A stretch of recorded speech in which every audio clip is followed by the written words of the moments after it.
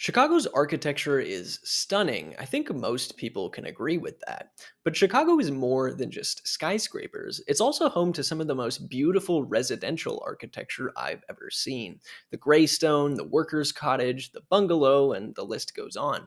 But then in the midst of these classic styles, you might see some of these, which are quite different. This style appears seemingly at random throughout neighborhoods. I've seen them on the north side, especially in the more affluent neighborhoods, but for some reason they seem especially prevalent on the west side, around Wicker Park, Ukrainian Village area. So after seeing enough of these, I got curious. Basically, I had three questions. Number one, what is this style? Number two, why do developers keep building them? And three, are they ugly?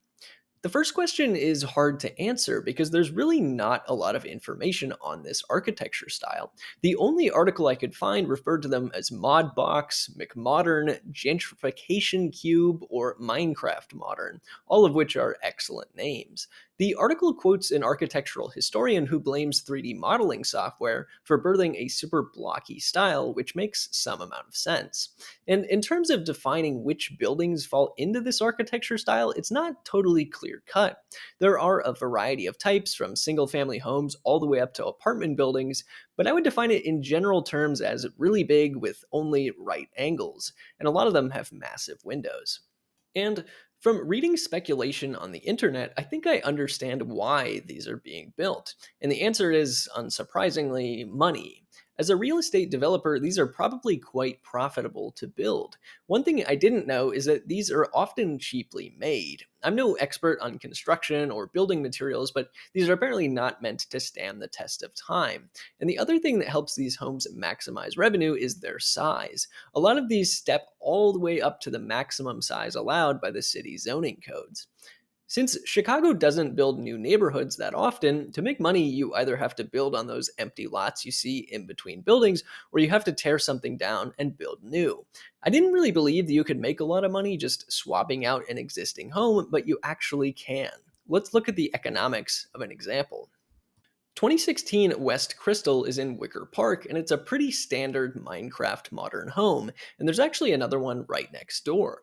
We can see on Google Maps that back in 2016 it was a pretty standard two flat with some pretty interesting brickwork. I found the original sale, which put it at $625,000 in August of 2016. It's now a three flat, and the sale price of the three units from their original sales in 2017 and 2018 totaled about 2.7 million.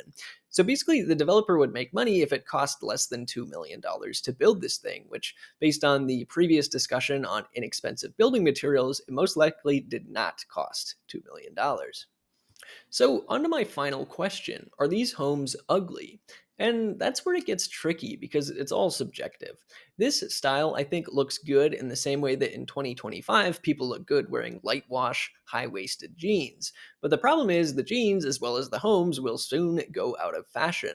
These Minecraft modern houses are often built on trends. The new ones are white, gray, and black. But there are examples around town that are slightly past the era in which they were stylish, like this example at 1058 North Wolcott, built around 2003.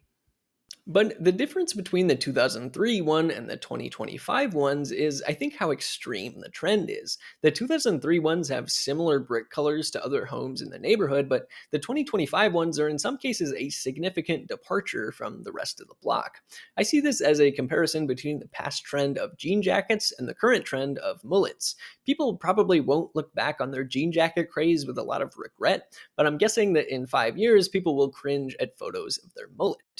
And that's my opinion on how these buildings will age. I do think some of these look pretty cool, but unless the quality is absolutely terrible, they're going to be standing for a good long while. And it's a lot harder to change a facade than it is to get a haircut. But obviously, the other thing to ask is whether these homes add or subtract from the collective block they're on, and that depends on context, I think. In a lot of the higher density neighborhoods, even if there's one kind of ugly three flat, it's somewhat hidden by the other houses and the trees. But this example at 3413 North Pacific, way up on the northwest side, sticks out like a sore thumb. So that's the Chicago Minecraft modern house. Cheaply made, trendy, and they probably won't stop building these for a while. Let me know in the comments what you think about this style of architecture. Thanks for watching.